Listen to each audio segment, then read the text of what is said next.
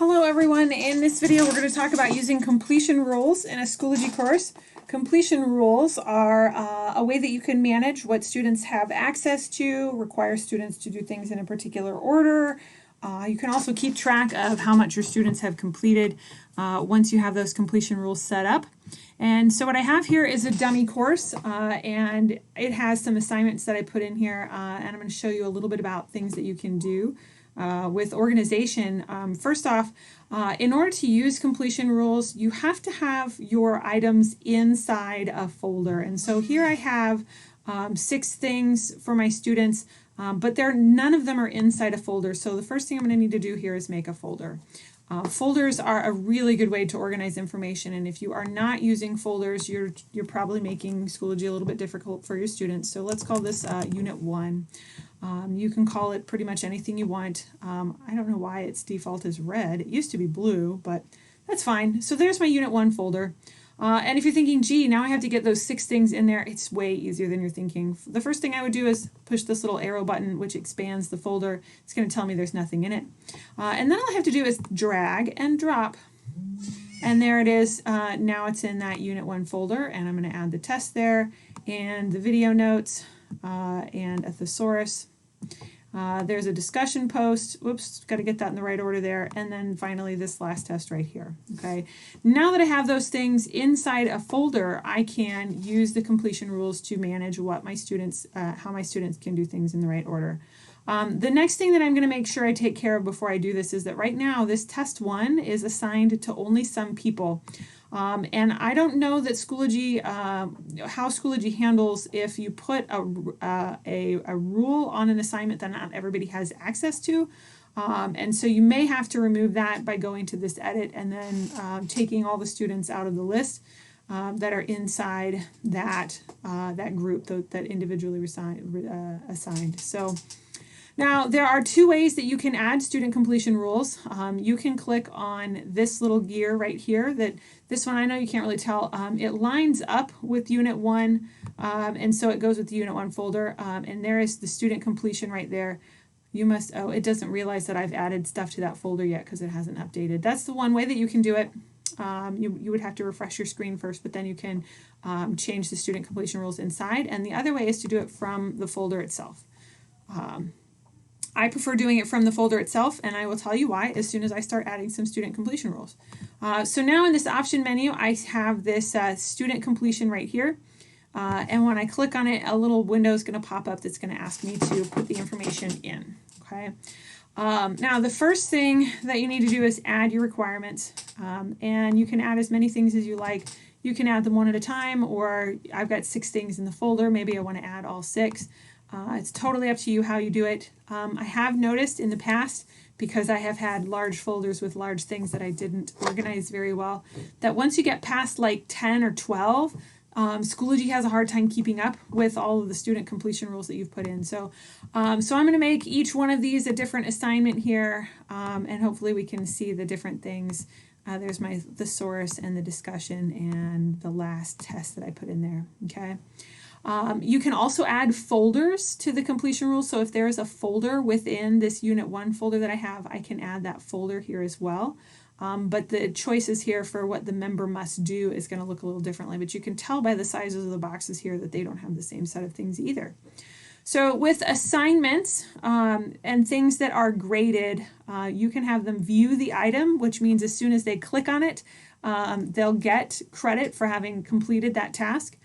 You can have them post a comment or a reply, and that will give them the credit for having completed the task. You can have them make a submission, so maybe they just have to submit the assignment. Make a submission is not on the discussion post, I believe, and then score at least. I often do score at least at the very beginning of my school year because I'm trying to teach the students that they have to like try, and I want to check on what they're doing. And then I get a little bit more relaxed as the year goes by and students are in the habit of completing things appropriately. And then I change it from score at least to make a submission. So you can set the score anywhere. Maybe you only want them to get a 10. Maybe they need a perfect score. It's totally up to you. Heads up, if you set a completion rule based on a score, and then you go and you change the value of this assignment, you're still going to have the same, it doesn't change this number here. So if I have this 100-point assignment, and then I decide to make it out of 50 points, it will not change the 80 for me. I have to go in and change that myself, okay? And you can do that by getting back to this box anytime. I like to do that with tests as well. Maybe I just want them to try this test. Maybe this is because it's so early. Maybe this is like some framing questions or like a pre-assessment to see where my students are. And so I just want them to try. I don't care if they actually do well or not. I just want to know what they think the answers are. For things that are not something that you can make a submission on, discussions you can make a submission, but this is a page. This is literally just a bunch of text, like a web page that's inside my Schoology. The source is a link, and the only thing I can pick there is view the item. So as soon as they click on it, they will get the credit for having completed that task. With discussion post, the only things that I can have, unless it's graded, you can mark a discussion post as graded, and then they can score at least on this one as well. I'm going to have them post a comment or a reply, and then here they have to make a submission. Let's try score at least, because I think it will be interesting, and let's set the bar at 60. Okay, and so this is the set of things that I have to do, and I can remove this later on, even by clicking this little X box, and then those completion rules will go away. So if you are sharing with another teacher and they have set up completion rules and you don't want to use them, you can just go in and remove them all, and they will go away. This one right up here that says requirements must be completed in sequential order is one of my favorite things, and I like to use this especially in a folder where I have included an answer key. And so I sometimes will post an assignment like this, and then I will post an answer key afterwards. So they have to submit the assignment, and then they'll have access to the answer key before they can actually see it. So they won't be able to click on the answer key until after they have submitted the assignment. Okay, so let's go ahead and see what that looks like. Once you add the completion rules, you will see next to everything that you put a completion rule on, this will be gray, and it has a little check mark box, and then it has what you are requiring the student to do. So this one I said they had to get an 80, here they have to make a submission, and so on and so forth. So that's what it looks like for me. When a student completes the assignment, they will get a green check mark. And to show you what that looks like, I'm going to do this, which maybe you haven't seen either.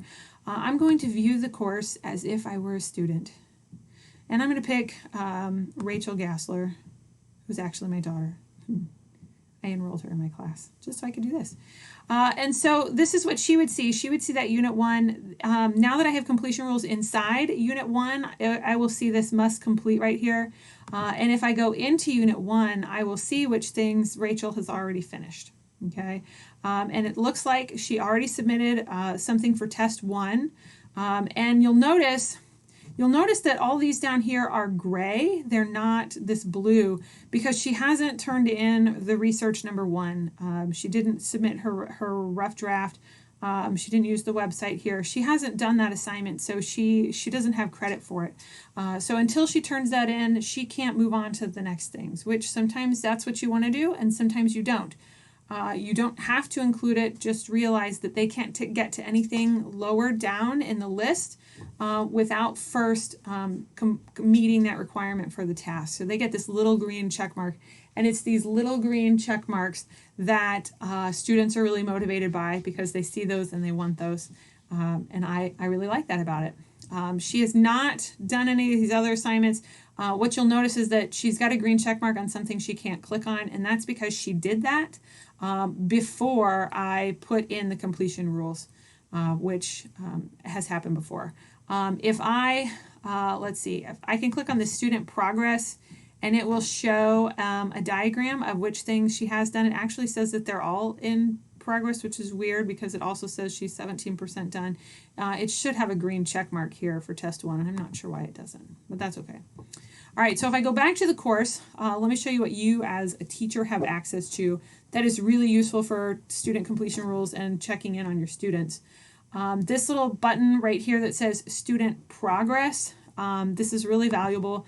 I use it all the time with my students to find out where they are. and how much they finished. So I can see here that Julie Gastler, which is me, has done 33% of the assignments, and Hannah has done nothing. Hannah doesn't know she's in the class. That's why she's done nothing. So if I go in here and I go to Julie Gastler, I can then see specifically what she's worked on. These open up like folders. Here, let me do this. So there's this button right here. When things are going strange, I'm so glad this happened. When things seem strange, like it says 33%, but you don't see any green check marks here, recheck student progress is the way to go, okay? So it says that it's rechecking student progress, and in order to see that happened, I need to close that and open it back up. And now I will be able to see, I imagine, those green check marks right there. That is also valuable for students. So when I was looking as if I were Rachel, and Rachel was having trouble and she'd say it's not registering my green check mark, I can go and click the recheck student progress. If you are copying materials from a resource folder that you're using to collaborate with other teachers, as soon as you get it into your course, you'll need to hit this recheck student progress button, or it will register wrong.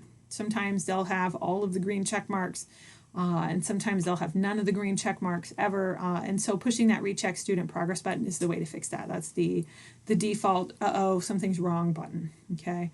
And so I can see here what all is going on here. If I click on Julie's name, I can select another student to view their progress, and I'll be able to see the same thing, that Rachel has completed test 1, but she hasn't done any of the other work, and then I can have a conversation with those students about that. I can also have in my mind how much a student should have completed by a certain date, and then I can just look at the students who are behind where they are or where they should be, and I can take care of that way. So I really enjoy the student completion rules, even if you don't require them to be done in the right order.